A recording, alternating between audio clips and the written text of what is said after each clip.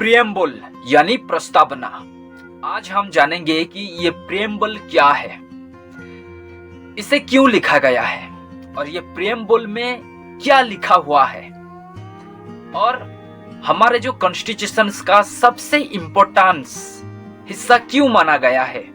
तो ये सारी चीजें हम इस वीडियो में हम जानेंगे। तो चलिए शुरू करते हैं।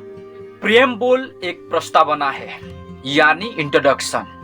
जैसे किसी भी किताब की शुरुआत में लिखा होता है कि इसका मकसद क्या है, वैसे ही प्रियम्बल बताता है कि हमारा कॉन्स्टिट्यूशन का पीछे का सोच क्या थी। प्रियम्बल कोई लॉ नहीं है, लेकिन ये बताता है कि लॉ का इंटेंशन क्या होना चाहिए। प्रियम्बल के लिखने वाले डॉक्टर B.R. अम्बेडकर और कॉन्स्टिट्यूएंट असेंबली के मेंबर, और इसका इंस्पिरेशन आया अमेरिका की कॉन्स्टिट्यूशन से और हमने ब्रिटिश के लैंग्वेज हमने यूज किया था।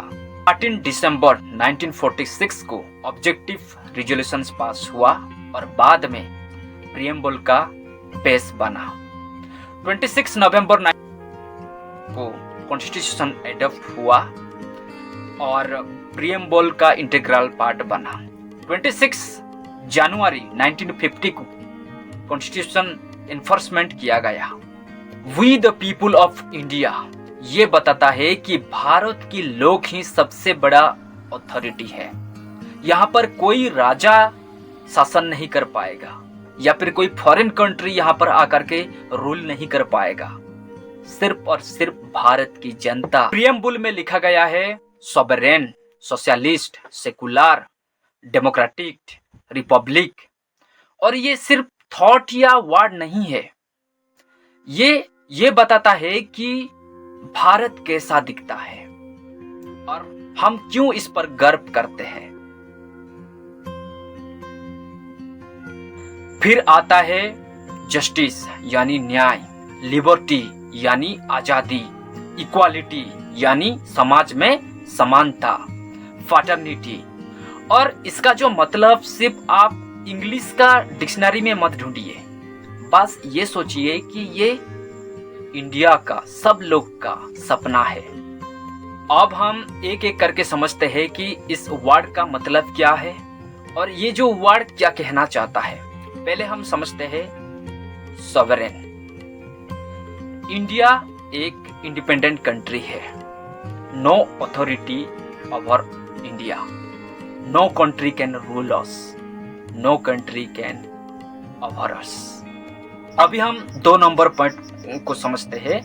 सोशलिस्ट ये क्या कहना चाहता है। सोशलिस्ट ये कहता है कि हर सिटीजन्स को इकोनॉमिकली इक्वल अपॉर्चुनिटी मिलनी चाहिए। इसको हम 3 प्रकार होते हैं। पहला है कैपिटलिस्ट, दूसरा है मिक्स्ड और तीसरा है सोशलिस्ट। पहले वाला जो कि कैपिटलिस्ट इकोनॉमी, नो गवर्नमेंट, यहाँ पर नो गवर्नमेंट इंटरफेरेंस, प्राइवेटाइजेशन होता है, जहाँ पर यूके, यूएसए, ऑस्ट्रेलिया, कनाडा ये सारे देश यहाँ पर आते हैं कैपिटलिस्ट में। अब आप बात करते हैं मिक्स्ड इकोनॉमी पर, जो कि डेमोक्रेटिक सोशलिज्म होता है। ये हमारा इंडिया होता है यहाँ पर। तीसरा है सोशलिस्टिक, जैसे कि कम्युनिस्ट सोशलिज्म होता है। ये यहाँ पर चाइना, नॉर्थ कोरिया, रूसिया ये देश सारे आते हैं। अभी हम बात करते हैं 3 नंबर पॉइंट, वो है सेकुलर। सेकुलर क्या कहता है।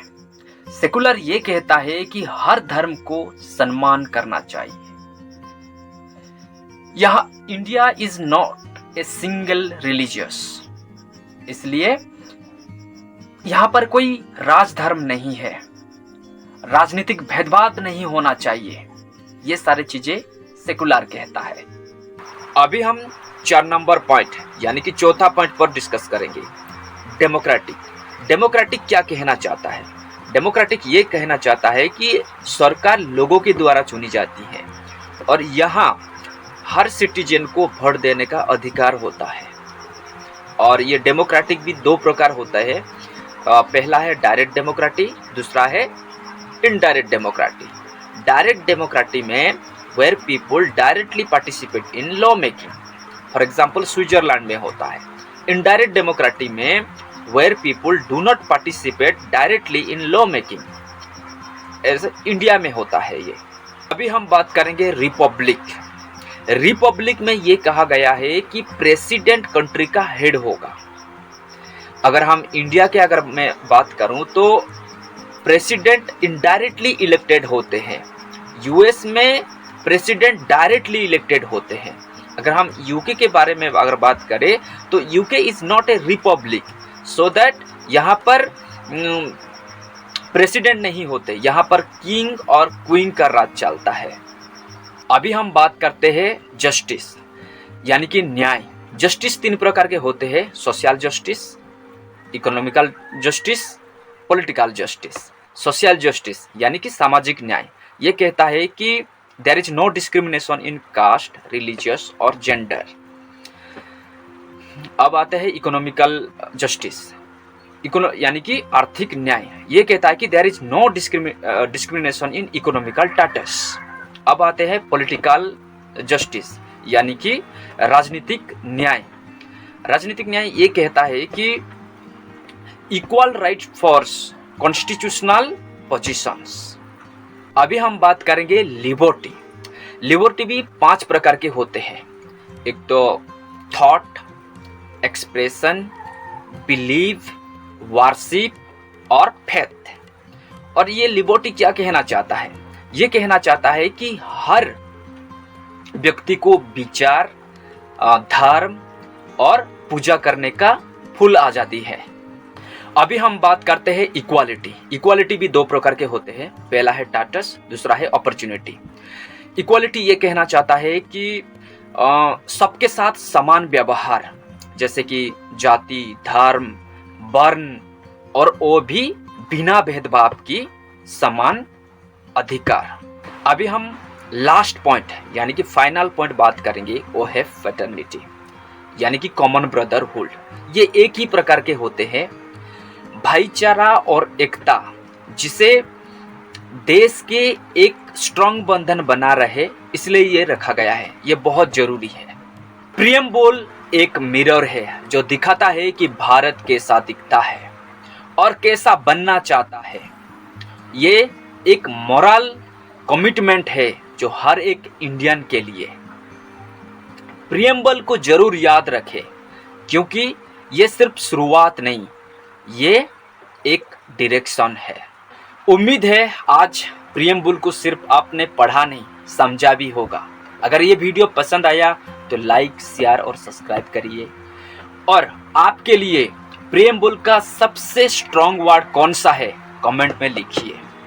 रखता हूँ, जय हिंद। और हाँ, ये प्रियम्बल का टॉपिक खत्म नहीं हुआ है, और एक वीडियो आने वाला है, क्योंकि मैंने बहुत सारा पॉइंट को मैंने छोड़ दिया है, जैसे कि 42 seconds constitutional amendment 1976, mini constitutions, इस तरह की बहुत सारी चीज़ें मैंने छोड़ दिया है।